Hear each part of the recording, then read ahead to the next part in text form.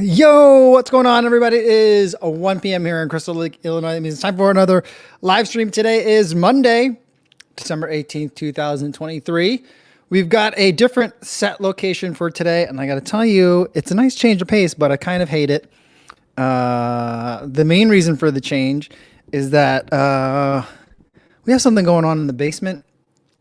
It kind of feels like a sump pump issue. It's not a sump pump issue. But the plumber's coming today, sometime between 1 o'clock and 4 o'clock. And that is live stream time. And I told my wife that I wouldn't care if she and the plumber were down there, like figuring out what's going on. But the plumber might feel weird about having to do work while like there's a conversation happening. And so I should probably move. So I've moved. This is where I normally film my morning routine. So it's not completely crazy. It's not very different from what you've seen before, but you're probably seeing a little bit more of it now. So that's why we're here. The other main thing I don't like about it is because I'm sitting in like a comfy chair, which is nice to be in a comfy chair. But my laptop is on my lap. So I'm like looking down to see what you guys are saying. And then the camera's up here though. So I feel like I'm not making eye contact with you guys, and that's harder in this situation. And I like that less. So it's not going to be every day, but I will say the lighting is really nice. Just got some natural light coming in through the window. So I don't know. We'll see. We'll see how we go. Juliana VB says, I love the yo on the counter. By the way, so like if you guys are just listening on the audio only version, number one, welcome to you guys. It's really cold out right now. Cold front is coming through. I was super chilly on my run. Hopefully it's warmer for you. But for those of you who are listening, it says yo right behind me. And I did not buy yo letters. What that actually is it's actually my wife bought light up words. We had ones for Halloween that said boo. It was one piece, one big piece with 3 letters. For Christmas, she bought something online that said joy, Joy, but it ended up being 3 separate letters, and I just made it say yo. So yeah, that's just kind of fun. That's something we decided to do. All right. Before we go any further, let's say hi to everyone listening on the laters but not live. I checked in with some of you guys in the comments, or you guys checked in with me.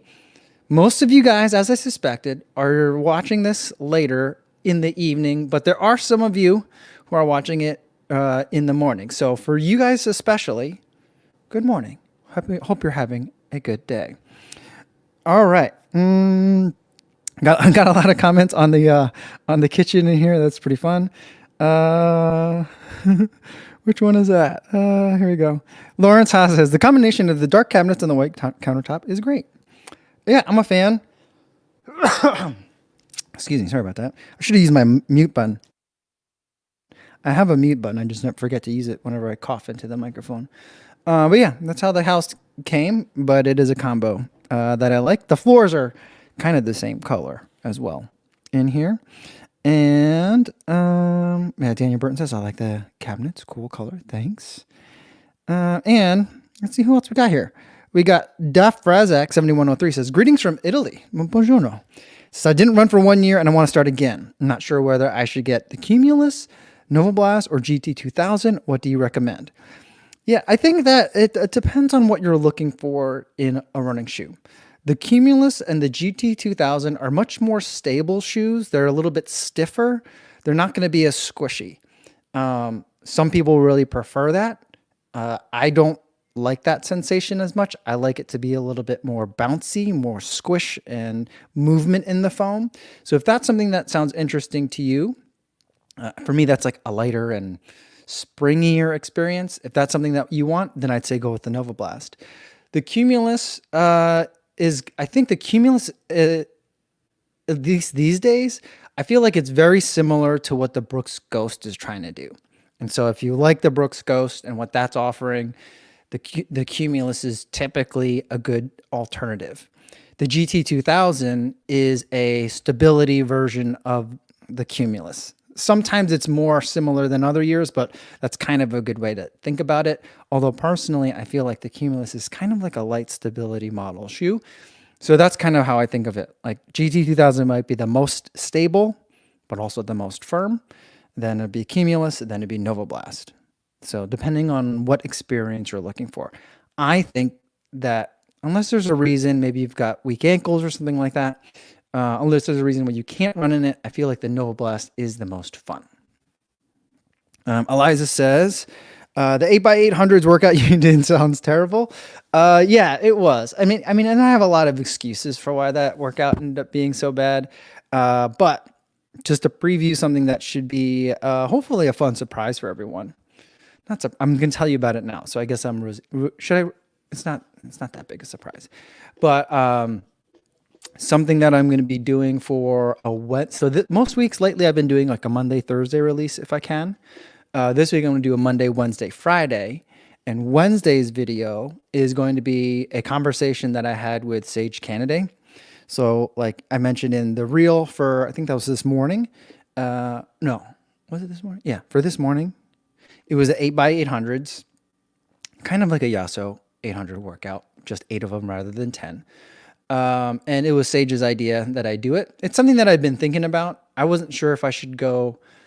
I knew I needed to do something at like 5K pace, and I didn't know if I should go shorter distance, like 200s maybe, and go even faster, or do 800s, because I've been doing the 16x400 meter workout.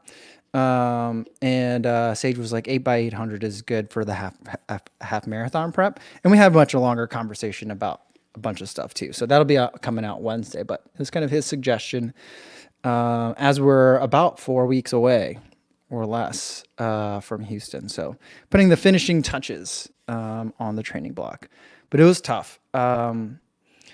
We traveled to, Iowa over the weekend, because it was a big holiday cookie baking day at my mother-in-law's house. So everyone kind of went back for that. And so we had driven the night before, got in not too late. No, wait. When did we get in? I can't remember. We had the night before.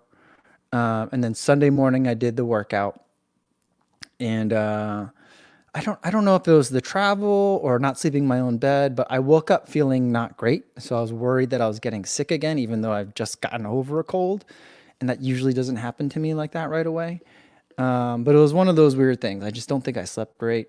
The wind was crazy. And then I was also running in the Cloudboom Echo 3. And I just think those three things together was not a great combo. The Cloudboom Echo 3, it listed itself as a 4 marathon lifespan shoe. And I don't know how many marathons worth of running I have in it, but I feel like it's starting to lose a little bit of its edge. And I just didn't enjoy running in it on Sunday. So, I don't know. I just had a bad day. Plus, I just feel like I haven't run that hard for that long in a while. So it was just a lot of things. It was tough. Ugh. All right. Leona says, I still remember Coast Kitchen in Chicago. Yeah. This is, yeah. I think my pantry might be bigger than the kitchen in Chicago now. It's pretty close. And the pantry is right back there behind that door. All right. And Lalapi says, hey, everyone remember when Co had short hair? Yeah, I remember that. That was back at the old place too. Kuvang says, what's going on, Ku? I feel like I haven't seen you in a while. Kuvang says, yo, what's going on? Had a fun weekend in Boston between the Nutcracker and the 250th anniversary of the Boston Tea Party. Oh, cool.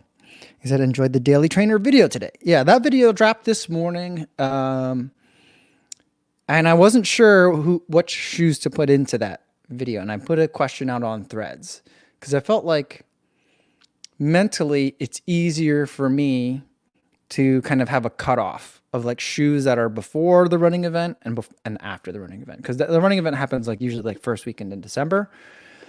And at that point, everyone's ready to start talking about the future, right? You're shutting it down for the winter time. It's almost the holidays. Well, it was just a holiday. It was Thanksgiving. And then it's almost New Year's time. Mentally, everyone's shutting down at work. So shouldn't that be the end of the running year? But there were two substantial or significant releases in December, the Supernova Rise and the Nova Blast 4, that came out. And so I was like, well, what do we do about those shoes? And there was a variety of opinions. But a lot of people were like, if it's a 2023 release, it's a 2023 shoe. So I put those in there. It would have been a very different list had I not, because they ended up taking the number 1 and number 5 spots, you know? So, yeah. Um, Mark Peterson says, Spotify Wrapped comes out at the beginning of December. So it really only tells you what you listen to for 11 months. So maybe December releases should be pushed off to the next year. I mean, that makes sense to me, you know? But then it's like, well, I don't know. For some reason, the Supernova Rise felt like a 2024 release, and the Nova Blast 4 felt like a 2023 release, even though I feel like they released on the same day or like within a couple of days of each other. So I don't know. And then like every year, it seems like every year the Takumi Sen releases late in December, but it always feels like a following year shoe. And then like last year, the Deviate Nitro 2 technically released in 2022. Like there was giveaways at the running event last year of the Deviate Nitro 2. But I'm counting it as a 2023 shoe. So I'm breaking my own rules already. So I don't know. It's just, I don't know. Who knows? I don't know. I have no. Frank Lahullier says the worst calendar flub is the Strava year-end wrap thing. You know what? People do not have a strong opinion about. Well, I guess some people have strong opinions on Spotify Wrapped. I was listening to the Coffee Club podcast, and they for some reason have a strong opinion about it. But it doesn't bother me. Like, why? I feel like Spotify Wrapped makes sense for me coming in early December because most people, if they do listen to holiday music, will start listening to it in early December.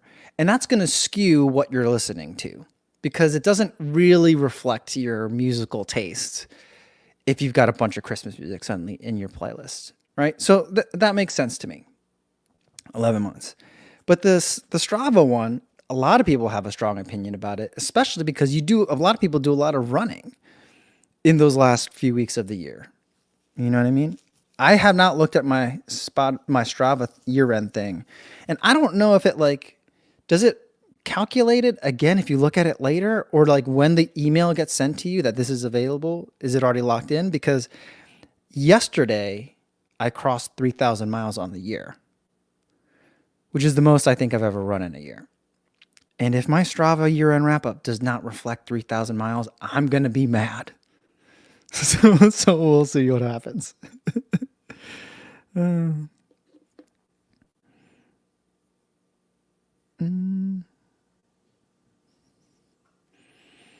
Mark Peterson says, you know what, though? Christmas songs would be included in my top 5 if they did it later. You're listening to that much Christmas music that it skews your entire year's worth of listening. I mean, for me, in my family, it does because we started listening to Christmas music like a little bit before Thanksgiving. And so all the road trips that we're doing, driving to grandma's house, we go like, oh man, it's snowing a lot here. We go for Thanksgiving. That's 1 week. Then we go for the cookie baking. That's another week. And then we go for the holidays. That's 3. So that's 3 trips to grandma's house in like a 4 or 5 week period. That's a lot of driving, you know? And in the car, it's just Christmas music the entire time.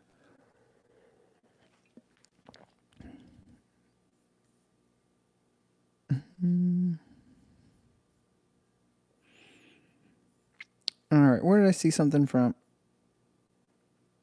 Jeremy Cahill says, you need to send a strongly worded lawyer-esque email to the brands advising them to release in November or January, and December is a no-fly zone. Here's the thing that I think runs counter to that, though. For me, and for the sake of my convenience, yes, that would be great. But I'm kind of really enjoying the fact that there are more kind of like big releases happening in the October, November, and December timeframe. Because it used to be everything was released between like June and like September. Because you wanted to get the summer months of running. And a lot of people took off for the winter. But I also feel like, you know, especially if you think about like Black Friday shopping and holiday gift giving and stuff like that, I feel like there should be something that's more exciting to give to runners than a discounted like Nova Blast 3. Not that that's not exciting, but there should be something else. You know what I mean? So like for there to be a new exciting shoe to come out at holiday time that brands can sell for full price. You know, I feel like that's a kind of a win-win, you know? So that's why I feel like I was always surprised that like for years it seemed like the Takumi Sen was the only shoe that would come out in December. And I was always like, why are they releasing a shoe in December? It's too cold to run. I mean, this was before I was running year round. So I don't know. I feel like it's good. And this is a conversation that I've had I know I've had it with Thomas. I feel like I've had it with multiple other people that review shoes.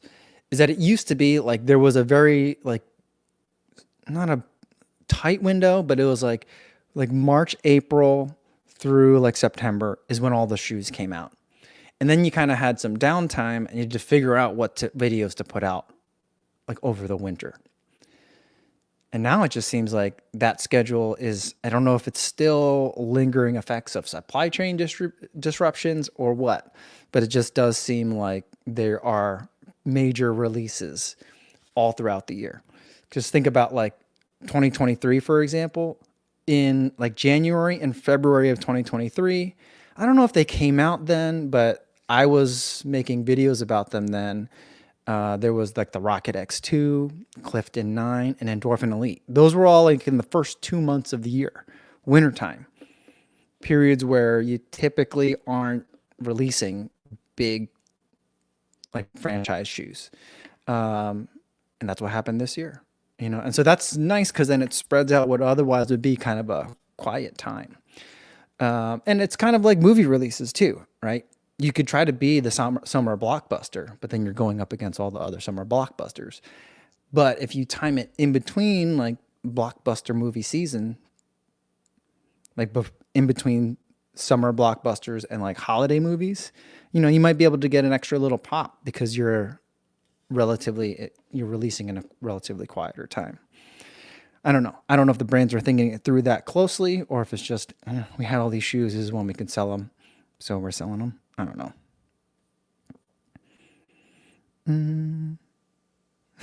Okay.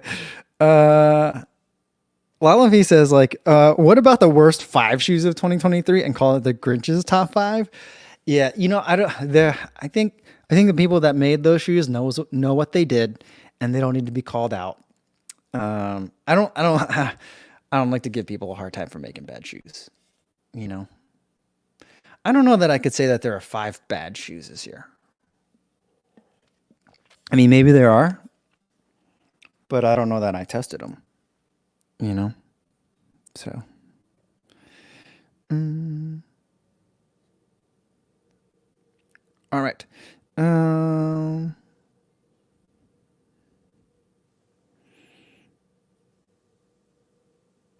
All right. Al Dickinson says, have you got natural light hitting your face? If so, that's the nearest to daylight I've seen all day. This is natural light. I'm backlit with artificial light and then I'm front lit with natural light. So sorry it's been so dreary for you, Alf. Rainrunner wants to know if Mike is making holiday cookies in the kitchen. No, all the holiday cookies have been baked. We don't really bake that many here at home. We do them all at Grandma's house. And so even though we're going back next week, she did my mother-in-law did send us home with a bunch of cookies. She sent us home with like 3 kinds. One is chocolate chip cookies for the girls, and another is the cookies with the Hershey Kiss in the middle. She sent a bunch of those. Those are almost all gone already. And then a giant bag full of oatmeal cranberry cookies. And that's pretty much just for me. So that's nice. I ate a bunch of them before my run today, and I had a really good run. Frank on his mileage says, my mileage this year will be in the 3,900 range. Slightly annoyed that I won't hit 4,000. Frank, there's still time. There's still time. You can do it. 4,000 is incredible. That's so much. Wow. Luis says he's 6 miles away from doing 2,000 this year. Nice. You can definitely get that. There's so much time left still. And all right, here we go. Kuveng says, getting the cherry blossom acceptance was a highlight this morning for sure. All right. I know that the lottery results went out today. I saw a couple of people posting. Some people were disappointed. Some people were excited. Congratulations to everyone who got in. And Frank says, don't they sell a lot of shoes in January though, with the New Year's resolution bump? Yeah. And that's the main reason why I'm like, there should be more exciting shoes that come out in December, because then it gives people a chance to like get excited about it. Either runners that are already looking at shoes and want them under the tree. And then that will also help build momentum for more casual runners who maybe aren't keeping track of the latest releases, but are like, oh, I've been seeing this around lately. And it's time for me to buy a new pair of shoes. It's January 1st. I'm going to hit the gym. It's nasty out, so I'll do the treadmill, I just feel like it makes a lot of sense.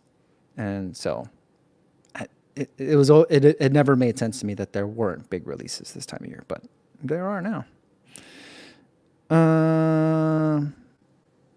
Rye Village says, Ultra Fanboy here, and they released some... Are you saying they released some good ones or released some bad ones? I think this is related to the Grinch's top 5. Rye Village is calling out the Olympus 2 and the Ultra Forward Experience. I didn't try either of those. Now, is the Olympus 2 a new one? Because I thought that there was a new one that people were excited about. Is that the one that you're talking about? I don't know. But I haven't tried the Forward Experience. I find it interesting that people aren't liking the Forward Experience, though. Because I just feel like it's an Ultra that makes sense. I mean, if it doesn't feel like an Escalante, I feel like it's a miss. But I haven't tried that one either. And Fenor says, thoughts on the Supernova Rise getting mixed reviews? Yeah, I don't know. What are people saying they don't like about it? I feel like it's nice. If anything, I wish it would have gone further, But I feel like this is a solid shoe that Adidas really needs to have in the lineup. And I ended up really liking it. Like, I feel like for me personally, if they made it more of just the supercritical foam and had almost none of that EVA layer on the bottom, that would make me super happy. But I think that they were worried that it would be too squishy, which is ironic because like the other like running shoes in the space for them is like the Ultra Boost. But I feel like I think that they were worried that it was going to be too unstable with the supercritical foam only. Maybe next year there'll be less of it. One can only hope. But I enjoy it. I feel like it's an easy shoe to run in. It's super comfortable. It's a little bit too padded, but it's wintertime now, so I'm not going to be too mad about it being a sweat sponge. And I like it. I'm okay if other people don't like it. It doesn't affect me, But, yeah. But I could see why people might not like it. Because I guess some people, I haven't read other people's reviews, but I guess some people could see it as being like not far enough or maybe too far. I don't know.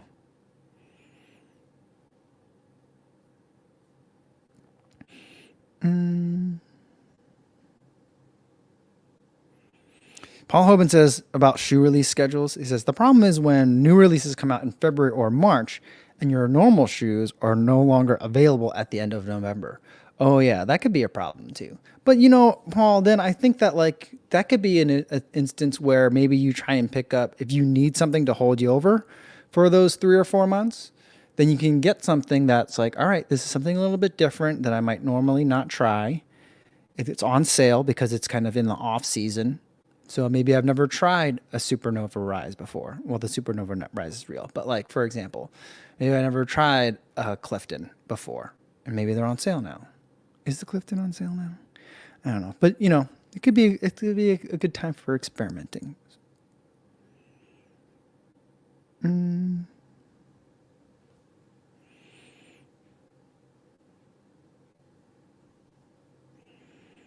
All right. Vanessa Martinez says those are thumbprint cookies, the ones with the Hershey kisses in it. Is that what you call them? We had this discussion before. Mark Peterson has a name for the ones that have the jelly inside. What's that? Aren't those thumbprint cookies that have the jelly? I don't know. Rain Runner says running fuel is cookies. I completely agree, and I just feel like there needs to be something in between, like the what's that? What is it? Larry's. It's the giant cookie that's like $5. There's that, and then there's like the Martin Solid, which is the most German thing that you could call chewable food, right? Martin Solid versus Larry's cookie. There needs to be something in the middle. I mean, Stroop waffle, I guess, is probably the closest thing to being in the middle, but like, or like a Nature Valley, like the crunchy granola bars, the ones that like explode when you bite into it. Like I like those, but like I've told you guys before, my mother-in-law's like oatmeal cookies are some of the best pre-run food. It's got some salt, it's got sugar, it's got some fruit in there, you know, and it's tasty, it's satisfying, goes great with my pre-run coffee, and I feel like it's got some staying power too. I'm just a bit, and then it's also great after the run. So I brought 5 cookies with me before my run today. 3 of them I ate on the way to the run, and 2 of them I ate on the way back. It's just a nice little snack before and after the run. I also had a gel in the middle of my run today too, so I'm sugared up, I guess. All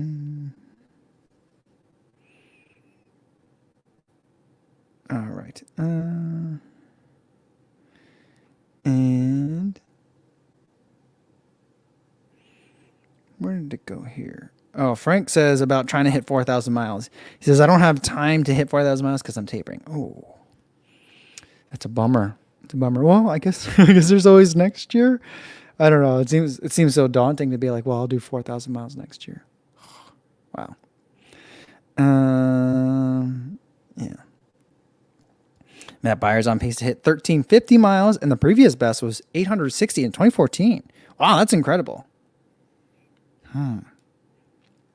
Good job. I feel like we need to give it a sound effect for that one. Yeah. It's like doubling up. Almost. 1.5. Nice.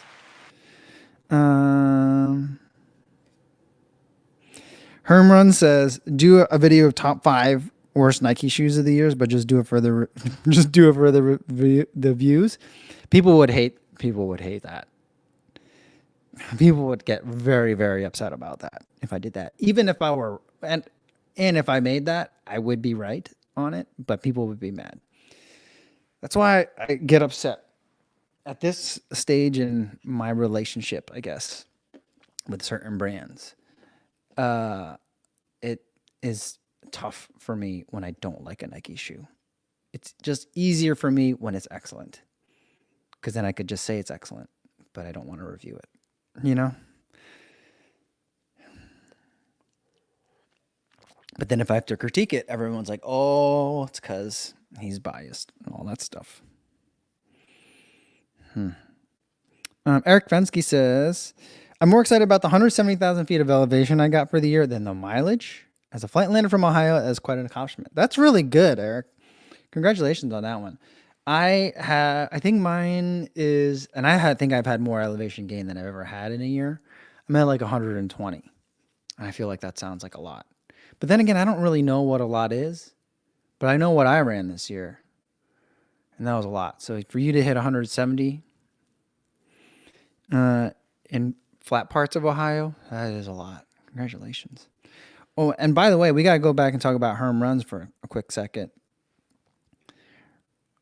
Alex just ran a ultra marathon over the weekend. He had like 33 miles. That's farther than I've ever run in one go. So congratulations, man. That's super impressive. It was good to see AMs out there too. You know, it was a good team effort. I enjoyed that.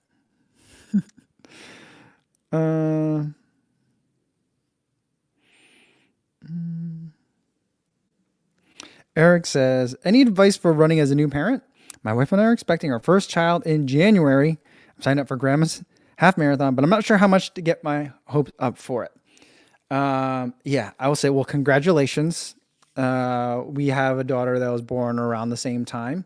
And we were just talking about it too, because that year we did not travel back for Christmas because the doctor told us not to because it was just too close to a due date. So it was kind of nice in a way because then it was just my wife and I. We had a chance to kind of nest, hunker down, just the two of us in that special time right before for our first baby came. So congratulations, it's exciting. The second thing is like you just don't. My advice would be you're on the right track if you're not sure how high to get your hopes up for it. But I would say like I use it as a time where you can just enjoy running for what it is. And, hopefully everything goes really smoothly with the delivery and that everything goes smoothly and you have a baby that sleeps somewhat well and isn't too colicky. And maybe you can get a bunch of training in, or maybe it's not that situation and maybe you can't get a bunch of training in. But I think that like keep it on the calendar, try and go if you can, and try to run what you can when you can. You're going to have some different priorities for a little while. I always think of it, me and my buddy always think of it, whenever our friends have babies, once that baby's born, you're not going to see them for a good 90 days. You know what I mean? They got more important things, and so like they're just going to be doing their hunker down thing and you'll see them on the other side kind of. You go visit them and stuff and you help out, you bring food over and whatever, but you're pretty much not going to see them for a little while and for good reason. And so whatever that journey ends up looking like for you, just enjoy it and don't worry about the running. There's more important things, but it's an exciting time. Very exciting. I'm happy for you. Oh, and Rivella says the Olympus 2 is the new one. People like it. It's pretty good. Okay. All right. I might have to try that one.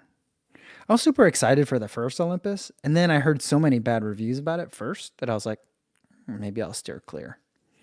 But maybe I will try this number 2. And Eric wants us to clarify that we're talking about the Via Olympus 2 and not the Olympus Trail. I thought that's what we were talking about. I keep forgetting that there's a difference between the road and trail version. And Rivella says, yeah, the Via Olympus 2. Yep. All right. Okay. Sorry, I'm way behind you guys in the chat. Calvin says, I could not think about running or exercising when my daughter was born. 24/7, keep the small human alive mentality.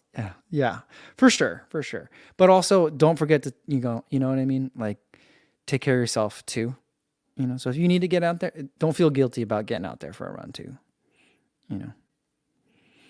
All right. Eliza says, box. Let's go for the box. I'm pretty sure I can show you what's in the box today.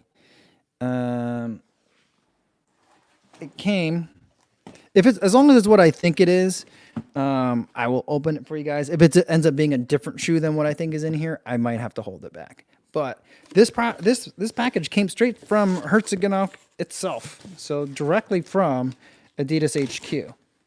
At least that's what's on the return address, So I feel like, this came hot off the presses.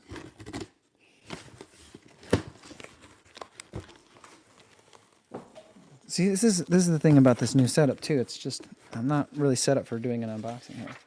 This paper, okay. This is just a packing slip. But there is a note in here. Look at that. Whoa. All right. It says, hi, Mike. From track to the road. It's been a year to remember for our record-shattering, history-making Adizero franchise. We've created a powerful film we wanted to share with you that brings all the stories and moments to life to celebrate the spirit of the never-ending finish line. And there's a QR code. It says, but we aren't stopping there. We are excited to introduce the Adizero Takumi Sen 10, created for fast 5 to 10K road racing with 2 layers of Adidas best-in-class Light Strike Pro foam, ensuring cushioning for every quick stride, and refined Energy Rods 2.0, providing a seamless transition from heel to toe. We hope you enjoy taking on your next 5 to 10K in these. All right, signed the Adidas running family. Nice. Okay. So here it is. The box seems small, but it's the Adizero. That's what it is. Out of 0, Takumi Sen 10. US men's 9.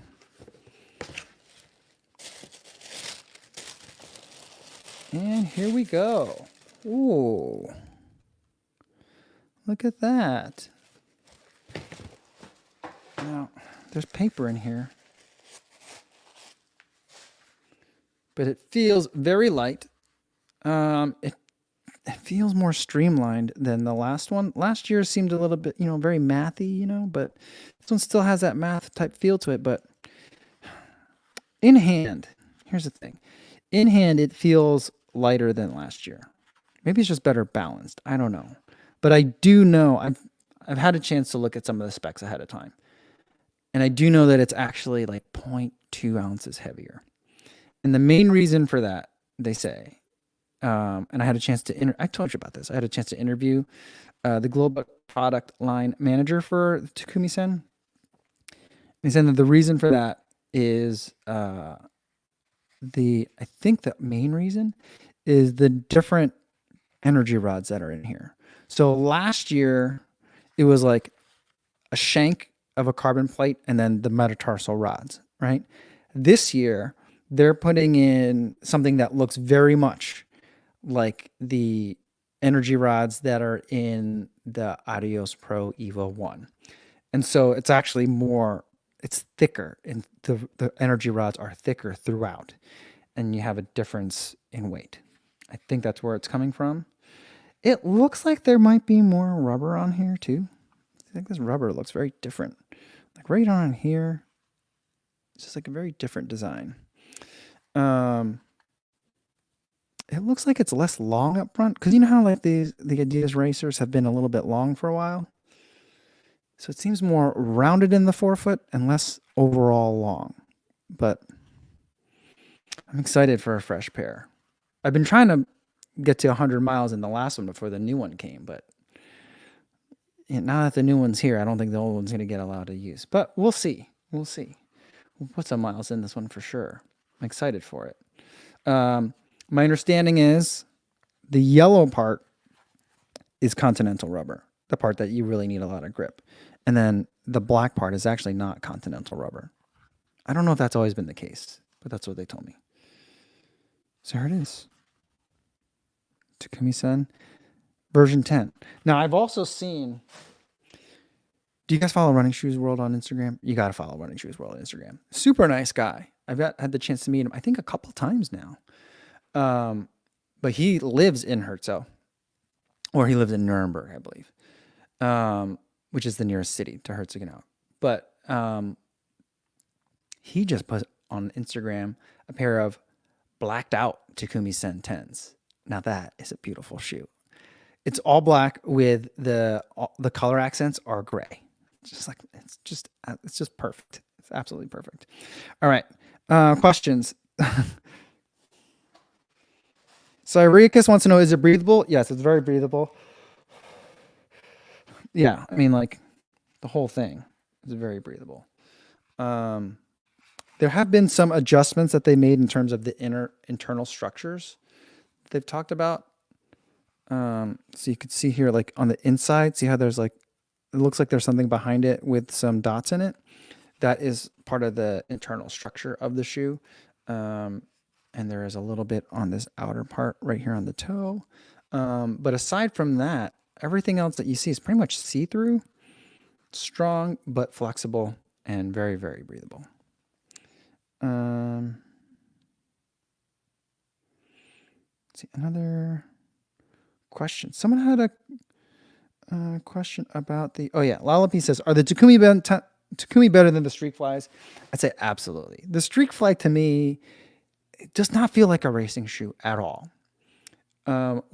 Here's the one like use case where I think it might be useful. In my daughter's junior high school track meets, I see a lot of kids that are racing half mile and the mile in spikes. I just feel like, well, that's a long time to be in spikes. I've tried that before, and granted, they're very young and I'm very old. And running similar amounts of time in spikes is really hard on the body. And I feel like for those kids that are still developing and are not running a ton of miles, but are racing and racing often, I feel like the Streakfly is a really great choice. But I feel like once you get a little bit more advanced, you're running regularly, putting more miles a week, and racing harder, and it's more rigorous on the body, I feel like the Streakfly won't feel like a rigid enough shoe for racing. And so, like, I don't know, it feels like a really lightweight track workout shoe and a lot of times, but I wouldn't want to race in it. There's just not enough there. So I definitely prefer the Takumi over it. Eric says, I might have to take the plunge on the Takumi Sen 10s. Oh, another thing that they told me about it is that they've tweaked the Light Strike Pro a little bit. It's still like the regular Light Strike Pro, but they wanted it in the Takumi Sen to be a little bit more responsive. And I'm interpreting that as meaning more firm. But I'm thinking once you're really hitting those faster paces, if you're at that 5K pace, or maybe even a little faster if you're using it for a workout, I really feel like you're going to feel a little bit extra pop. That's what I'm anticipating. So it'll be interesting to see what that ends up being like. And Kevin Bandy wants to know if it's slightly wider at the middle portion, then I'd like it better. I don't know. See, if I were in my normal spot downstairs, I could pull the Takumi Sen 10 and 9 out to compare. But it seems like the shape of the shoe looks a little bit different than the Takumi 9 and 10 do. So I don't know if it just seems like the lacing system comes up further on the toe. There isn't as much room from the end of the laces at the front and the toe. Now, I don't know if it actually means that there's less length in the shoe, or if it's just they changed the lacing system and it apparently looks shorter, or what. Looking at it, I don't know. Maybe it's a little bit wider in the mid of the foot, but once I get to put some miles in it, I'll be able to tell you. But yeah, it's exciting. It's still just so lightweight. Oh, here's the most important thing I got out of the conversation when I had a chance to sit down with Adidas. I have an official statement on this thing in the back. I forget what they call it, but this thing, sometimes people take pictures of it with this thing up. Sometimes people take pictures of it with this thing down. The official way that you're supposed to use this thing in the back of the Takumi Sen and all the Adidas Adios racing shoes is down. This is incorrect. This is not right. You should not do this. This is the way you do it. See that? Sorry, it's all like overblown. But that's how you do it. You keep it down.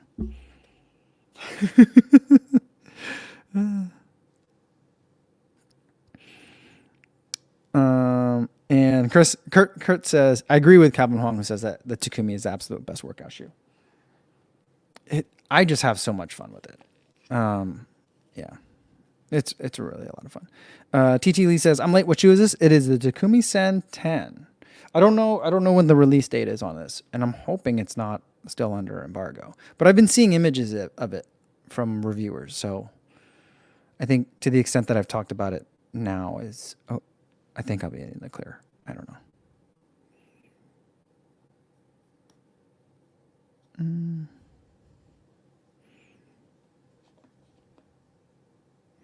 Kevin says, imagine this shoe coming out in like 2015. If this shoe had come out in 2015, it would have been the best marathon racing shoe. And everyone would have gone nuts over it. That's the thing. Yeah. Tamika says, what is the IG mention? Running Shoes World. And Daniel Burton says, how much does it cost? I actually don't know.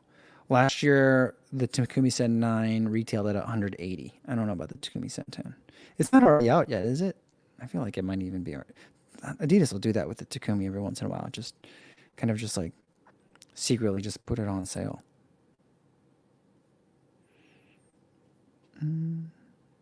Daniel Australia says, you have a daughter at junior high? Yes, I do. Stevie76 says, quote, I am very old. Yes, I am very old. Eric wants to know, is it stable? I think FOD runner felt his feet pronate a bit in the Takumi Sen 9. I do think that, I do think that Andy can pronate a little bit. I don't think it's ever excessive, but I mean, he would know what he's feeling more than I can tell from looking at it. Um, is it stable? I would say it's a very neutral shoe. Um, Other than maybe the Adios, it's probably one of Adidas's most neutral shoes. Now there are the energy rods in it, and who knows how this new energy rod system will feel in the 10. But I feel like, yeah, if you're prone to pronating, if you tend to pronate, it might get exacerbated in a bad way. It might not. Also feel like people that might pronate a little bit at easy paces, their form sometimes changes at 5K pace, you know?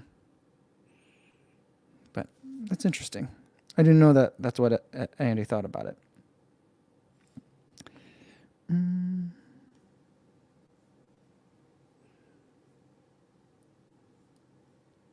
Lala P says about the Takumi Sen 10. Take my cash, Adidas. It's a good one. It's a good one. But also, I'm gonna say let me run in it first. But I will say that I know right now. I don't know about right now, but people have been telling me that when I did my top 5 carbon plated shoes video, that the Takumi Sen 9 was on sale, and so there was a time where the Takumi Sen 8, when the Takumi Sen 9 was out. There was a time where you get the Takumi Sen 8 for more than 50% off, and that was wild to me. And then later on, the Takumi Sen 8 went less on sale, and then it disappeared. And then I think the same thing's probably, I've seen the Takumi Sen 9 go on sale and then go back to full price. So I feel like, I don't know. And I've mentioned to them that the changes to the Takumi are always very small. And I asked them well, what's the feedback that you're getting from are they telling you to keep it the same, or why doesn't it change very much? I mean, and I'm I think it's because there doesn't need to be that much that changes. And they're yeah, we don't really feel a giant desire that we have to change and revolutionize the Takumi Sen. It's always just incremental changes. How can we make it a little bit better, a little bit better, a little bit better every year without ruining the essence of the shoe? And so I feel like this is one of those shoes where I don't care that the changes aren't huge, because it means 2 great things. 1, the shoe is great as it is. 2, it means you can always buy last year's and still have a really great product and probably get a good discount. So I feel like the only thing is it's not a marathon shoe, but not everyone's running marathons. And even marathoners, it's a fun shoe to pick up and put in the arsenal, you know. Fiona says about the midfoot, try them on maybe. I'm balancing a laptop on my lap. I got this in front of me. I've got a camera. I'm this is touching the camera right now, right? I'm encapsulated. I'm trying to put the shoe on. I think I would knock something over. So that's why I can't put them on right now.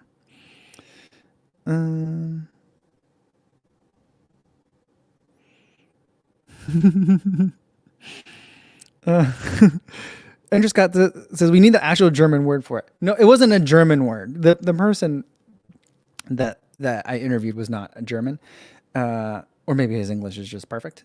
But yeah, it was I wrote it down because of the term was funny, but it was something along the lines of blinker or something like that. I'll find it. It's on my notes. It's on my table downstairs. But yeah, that's the official word of it. Manny Mac said about the little tabby on the back. It's breaking news. And Riot Village says it's an official statement. And Leon Owing says, why even have that piece? I think I wrote down why. They explained why they have it. And I was just yeah. I mean, it's partially just a design flair, but there was something else that I'll have to check my notes. But Eric says, it's like the shirt collars, that little flare piece on the back of the Takumi Sen or the Adios Pro. Leave them down.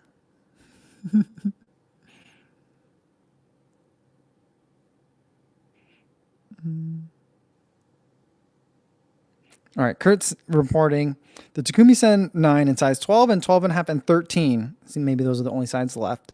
They're $80 on Adidas. That's $100 off. That's crazy.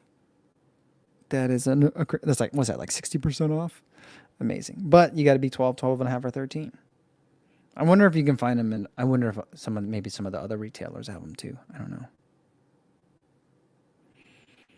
Sega Dreamcast says, like, if you see that little tabby on the back of the shoe flipped up, you're dealing with a bad ombre. That's funny. Eric Pensky says it's like one of life's greatest debates: toilet paper direction and the Adidas heel flap position. All right. Calvin Hong says, well, here's an interesting question then.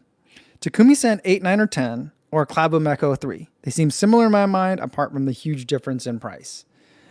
I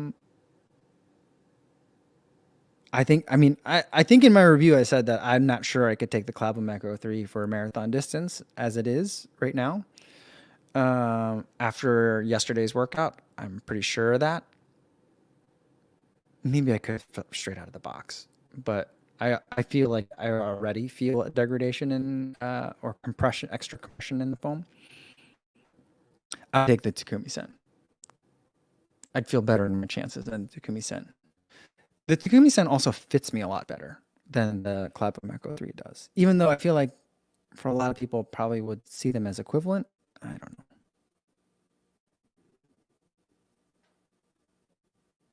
know. Alp Dickinson says, Zidane never wore his Adidas soccer boots with the tongues correctly positioned, but he was the best player ever. I guess I'm saying, probably if you're the best player ever, you can do what you want. You know what I mean? Yeah. Like if T. Sefo was just like, I'm flipping this collar, I'd be like, you smashed the world record. You can do what you want, Maybe that's how it goes.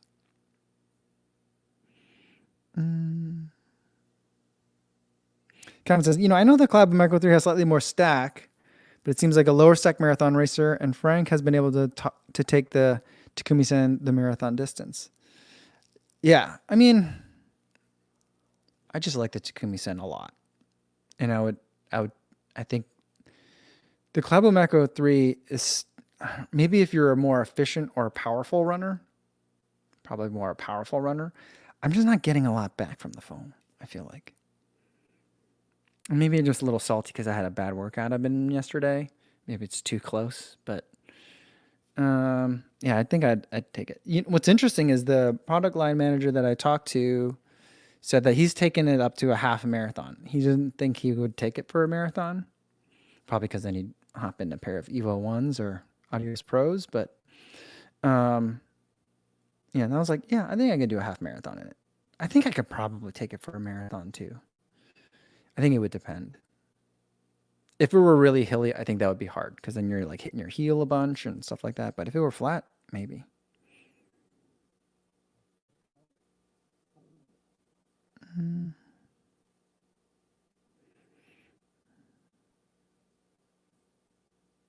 Alex Placencia says, Boston 12 or Takumi Sen 9 for workout type runs?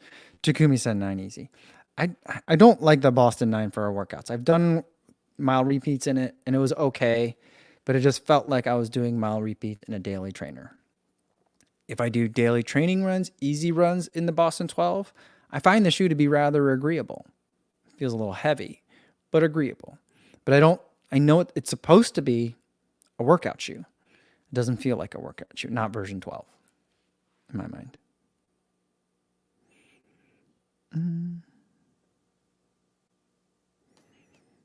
All right.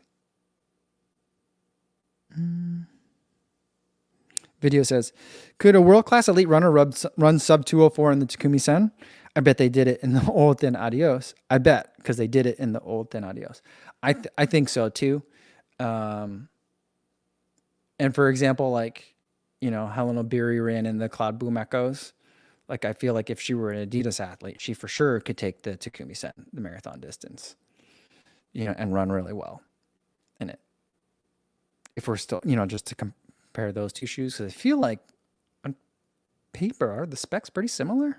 Maybe on paper, but the foams are very different, and the responsiveness is very different, but, Brian Lacanilao says, Mike, what are your thoughts on the 2024 Adidas Boston Marathon Celebration jacket? I got an email about it the other day, explaining why it was the colors that it is. The last time it was those colors was 2020, I believe, and I think it's to celebrate like it ties back to the Olympics, and that's why it's those colors. And so like it's like red, white, and blue, but those are also which being an American, I'm like, oh, they made an American. Clearly, it's for the election season, but it's also the French colors, and it is going to be an Olympic year in France this year. So I mean, I think that's what it is. I've talked about it before though. There's a really good reason why they explain why it's red, white, and blue, or blue, white, and red, whatever color order you want to name it as. But I personally am of the opinion that it should just be a blue and yellow jacket every year. The only thing that should really change should be like tiny little flourishes that you can only really tell the difference if you really know what you're looking at. Like, oh yeah, this is the year that it was embroidered and there were gold accents. And this is the year they embroidered it with silver accents. You know, like, I do think that it should be embroidered rather than silk screen or the other thing, but that does change the level of cost quite a bit. Or at least there should be like I have thoughts on it. It should be special, but it should be this kind of like the same.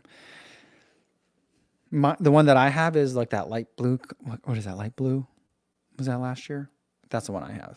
So, but that's okay because that was the year that I went. That was the year that I ran, and so that's my jacket. You know. And Eric says, because only the blue and yellow works for flexing and intimidating others. That's how it doesn't work as a symbol of intimidation if it's not a universally recognizable symbol. And Joe Carter says, agreed. And Calvin says, tiny flourishes, like the year number.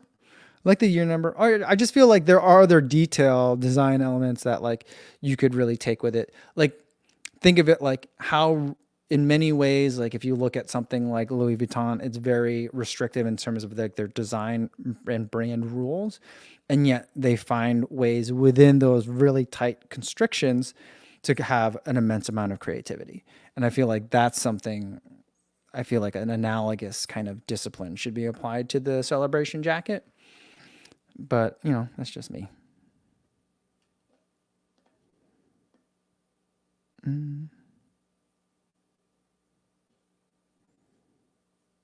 Kevin says, I'm sure Tracksmith could offer embroidery after the race. That would be something. I imagine how long the line for that would be. Sometimes the line for like the poster stamping takes forever.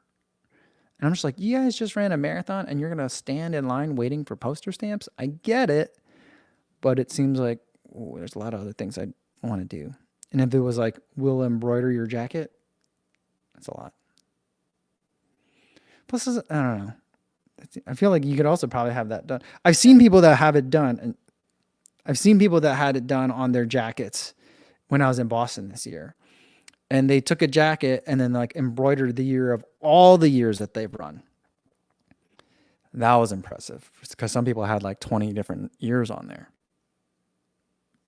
It was kind of bizarre, but impressive, Michael Cheng wants to know thoughts, and we'll do this one. This will probably be the last one for today. Michael Cheng wants to know thoughts on Vomero 17. I think it's the best Pegasus that Nike has made in a really long time. It makes me mad that the Pegasus doesn't feel more like the Vomero.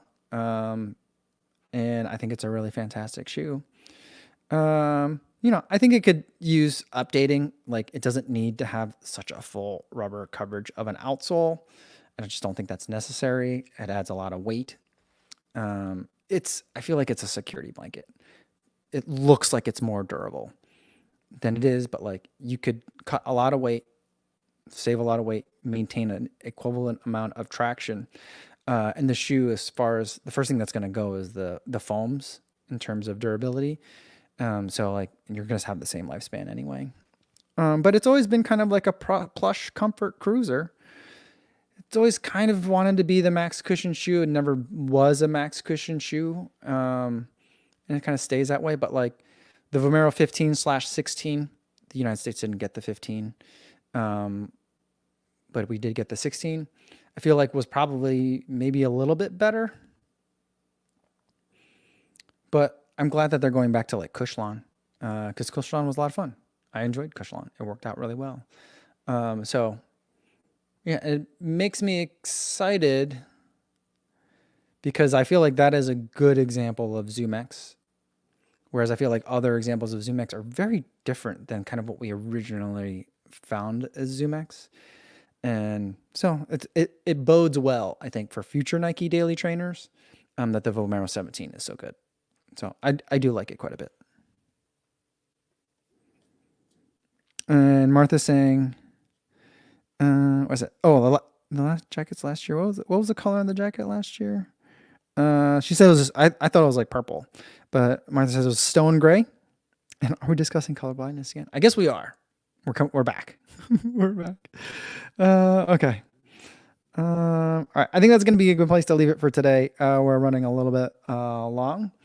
But thanks everyone for tuning in. You know what? The plumber didn't show up yet, which is fine because we gave us a window. I'm not saying he's late, but we could have done this downstairs. But hopefully the change of scenery was nice for today. I do like this chair. I just like unboxing and we'll figure it out. But that's where we were today. Thanks for hanging out with me in the kitchen. And tomorrow we'll be back downstairs, I think. Same time as today, 1 p.m. Central Time. Hopefully I see you then. In the meantime, stay warm and safe out there, everybody. Thanks.